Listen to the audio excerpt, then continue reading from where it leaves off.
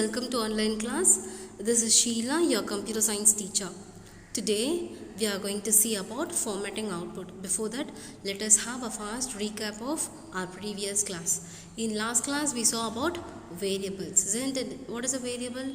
Variable is nothing but the name that we give for a data, isn't it?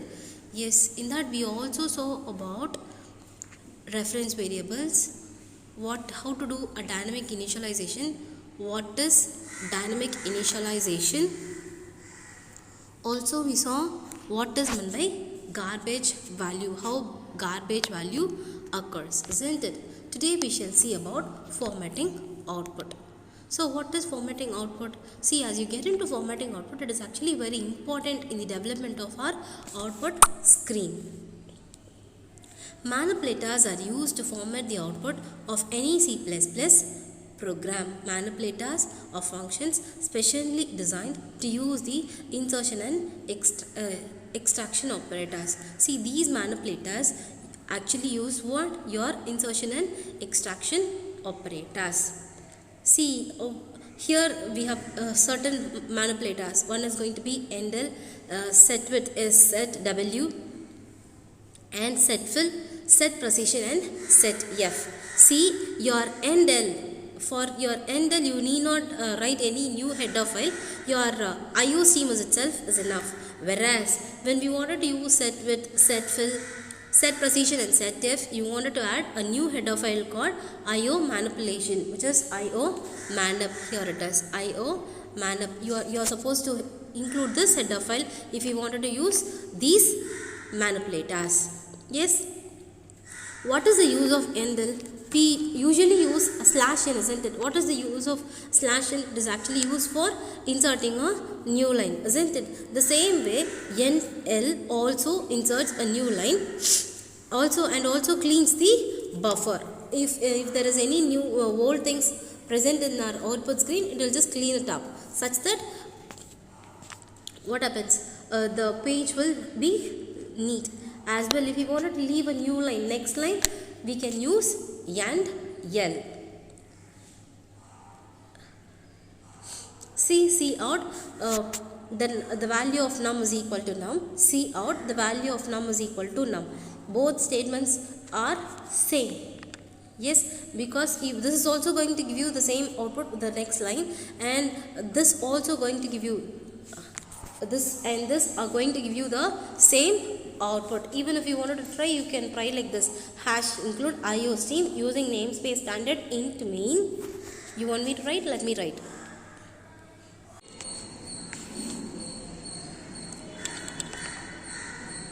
Hash include IO stream using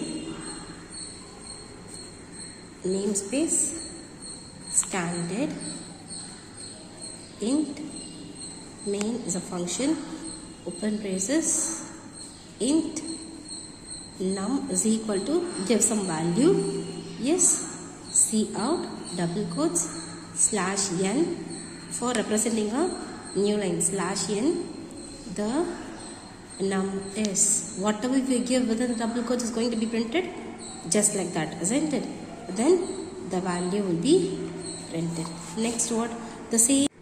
This is for the next line. Okay. See out, double quotes, the num is, whatever we give within the double quotes is going to be printed as it is. Yes. Then num, this will return a value which is going to be 10, and end the statement with the endl. Yes. That's it. This is the program. Hash include iostream.h. Using namespace standard is to determine the namespace standard. Hash, what does it represent? It means we are just going to add a new file, new header file named iostream. This is nothing but a preprocessor directive. Main is nothing but a predefined function. Your execution will always start from main.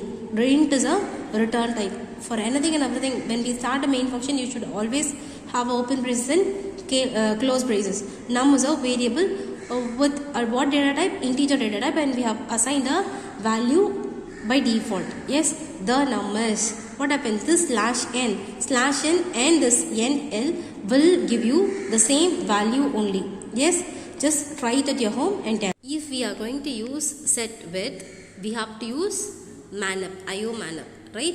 That header file must be included in a program. Why do we use the set width? Set w. Set w is a function actually. This is used for representing the width of the field assigned for the output. And how do they accept the output? It is going to be from right to left, not from left to right. It is going to be from right to left. Yes.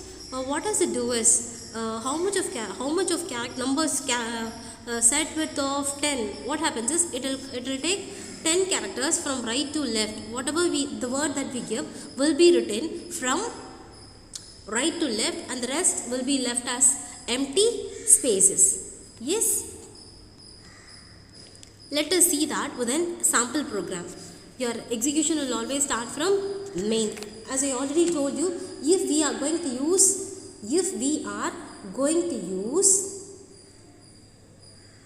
set width, we should include a header file called IO manup. Your execution will always start from main.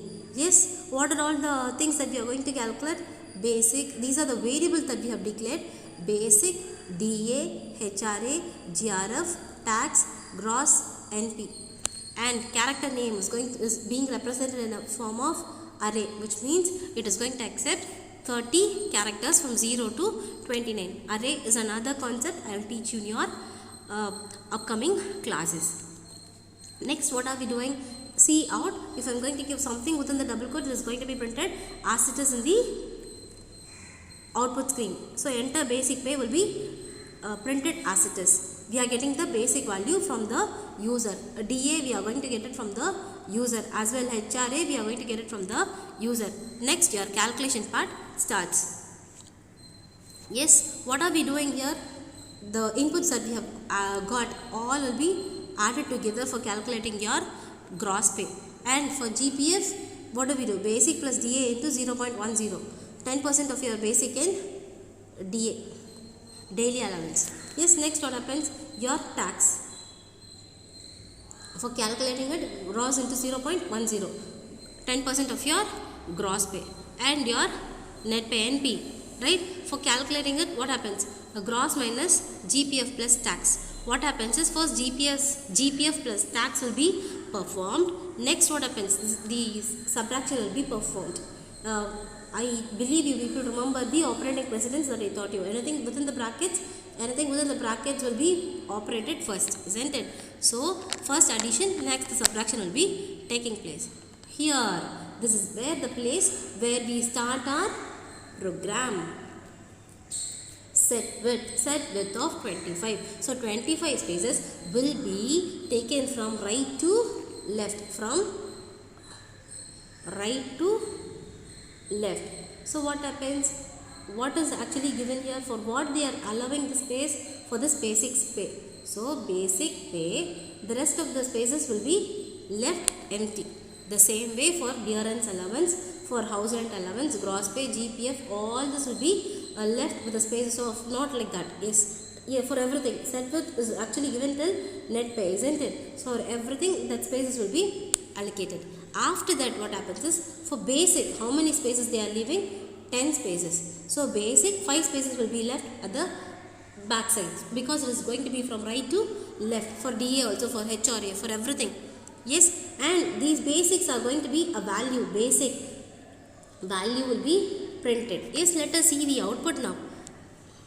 Enter the basic here. For enter the basic pay, DA, HRA, when we are getting the inputs, we never specified that with set width. Yes, so we did not get any space, whereas when your basic pay started, we wanted to leave some space. Yes, so what happens? From here it will calculate, and moves on. So what happens? These 25 spaces will be calculated. From here it will calculate for 10,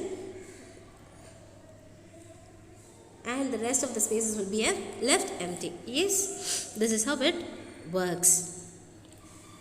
Your set width works. Just have a look here.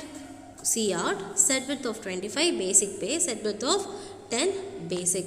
Yes, your end del is a new line modifier, takes you to the next line. Yes, field 1 with 25 width space, and here field 2 with 10 width space. You can calculate. Yes, what is set precision now? It is used to display numbers with fractions in a specific number of digits. And if I wanted to use it, actually I have to specify it with what? I have to specify it with manip header file, isn't it? So using namespace standard, then what happens? HRA set precision of 5, and I am printing my HRA. This is a simple code. Your program starts here and ends up here. So in the above code, your HRA is actually obtained as what? 1200.125, but set precision is going to be for 5 values only. So what will be the output? It starts from this part itself. Yes, 1200 itself is 4. Yes, and 0.1 is going to be 5. So what will be the value printed? 1200.1, because I have given it as 5 precision. Yes, and you have set F. Set F. When do we use the set F? If I wanted to specify the number of decimal places, if you wanted to set a number of decimal places to be displayed, what happens? I will be using setf flag. Yes, IOS flag within setf operator. So it can be used in two forms. One is going to be fixed, the other one is going to be scientific. Let us see the difference between your fixed and scientific also along with your set F. See, setf, why do we use this? To specify the number of fractions we wanted, isn't it? See here, see out dot setf IOX fixed. Here we are setting a flag as fixed, isn't it?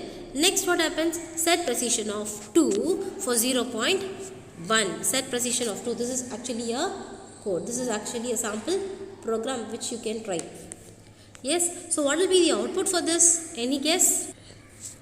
Since it is 2 decimals, what happens? 0.2 decimals has to come. Since it is 1, the next alphabet, next number is going to be 0. Yes, it is going to be 0.10. Just have a look. What is the value that we have got? The output is 0.10. In case if I am going to specify that with scientific, what happens is it will represent that in a floating point values with an exponent number. Yes, Mantissa an exponent. I believe you people remember that, which I taught you in your second lesson. Yes, what happens? This 0.1 is actually represented with what? Set precision. Your 1.00 E 0.001. This is an exponent. Mantissa an exponent format for your scientific. I already taught you this in your second lesson. Next topic is expressions. See, expression is a combination of operators, constants, variables arranged as per the rules of C++. It may also include function calls which returns values. There are 7 types of expressions actually. Constant expression, floating expression, logical expression, pointer expression, integer expression, relational expression, bitwise expression. Yes, these are the types of expressions available. An expression may also consist of 1 or more operands and 0 or more operators to produce a value. Yes, what is constant expression now? It consists of constant values. Say for example, int number is equal to 100. 100 is a constant number. Integer expression, see, it's a combination of integers and character values and or variables with simple arithmetic operators. Yes, arithmetic operators plus, minus, addition, subtraction, multiplication, division and mod. What about float expression? Float expression is a combination of floating point values and simple arithmetic operators. Yes, what about relational operators? Relational operators is itself nothing but what? A comparison operators, isn't it? Which actually produces true or false. True means 1, false means 0. What about logical expression? Logical expression is a combination of values or variables which actually checks for the condition if both conditions are true. or if one condition is true, that we have seen, isn't it? And, or, and on. What about bitwise operator? It is also a combination of bitwise operators. You will have only one conditions to check. What about pointer expression? Pointer actually, what does it do? It holds the address of a variable. Yes, what does it do? It holds the address of a variable, and we always represent a pointer with a star operator, star symbol. Fine.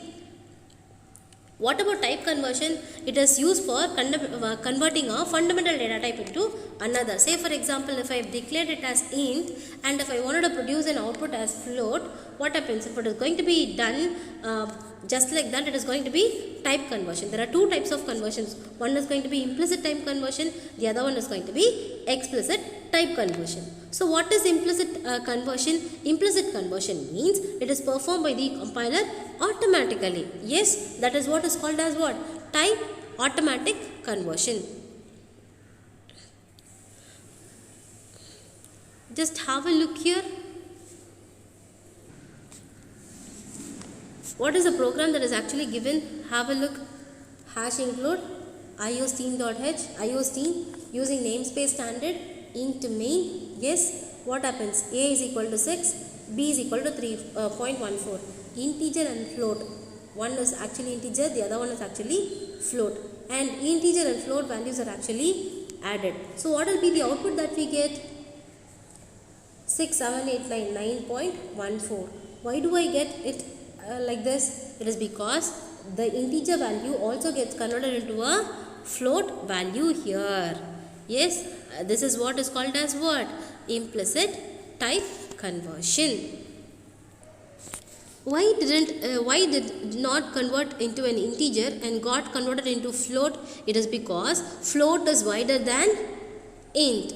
Fine. So here we have a tabular column which actually represents the conversion pattern. This actually represents what if a left hand operator and a right hand operand both gets added up, what will be the output that we get. Here we got added, right? A plus B. Your left hand was 6 and your right hand was 3.14, isn't it? And let me repeat. See, in this part what you had is left hand was A, the right hand was B, isn't it? So A is integer, B is float. Let us take here. A is integer, left hand operand. B is float, right hand operand. Look at what you get. It is float. That is how it gets converted. Yes. What about explicit type conversion? Explicit type conversion means what? Explicit type conversion means one data type getting converted into another data type with by the programmer. Programmer converts one data type into another data type. It is actually called as what? Typecasting. And you have a syntax for representing it. What is it? Type name expression. It means type name means with what you are going to what you are going to convert. Say for example, whether it is going to be float or whether it is going to be double or whether it is going to be an integer, that you will represent, and the expression whatever you wanted to convert, that you can represent in the expression part. See, they have explained that with an example. What they have done here, your execution will always start from main. You have float. This is a variable. Varf is a variable. They have given 78.625. What do they do to this is they are just converting this into an integer. Convert this into an integer. What happens now? 78.6 has got converted into 78. Yes. So during the explicit conversion, if you assign a value to a type with greater range, it does not cause any problem. But assigning a value of larger type to a smaller type may result in losing or loss of precision values. Yes, what is so explicit conversion, double to float will be a loss of precision. Float to int, a loss of fractional part. And long to short, you will have loss of data. These are the problems that will exist. Yes. They have given a program here. Let us have a look. Double varf. They have given a value which is actually double the value of your float, isn't it? Then they are asking this to get converted into a float. What will happen? The value is actually reduced, isn't it? Again, if this double value is actually converted into integer, what happens? All this decimal values is swollen, it is eaten up. Yes, and you will receive only a full value, and you will not have any precision values. Precision values will not be given. Yes, yes children, with this your lesson just gets over. You can try hand-on practice by yourself. Try everything on your own. If you are not able to understand, you people can approach me. Yes, thank you children.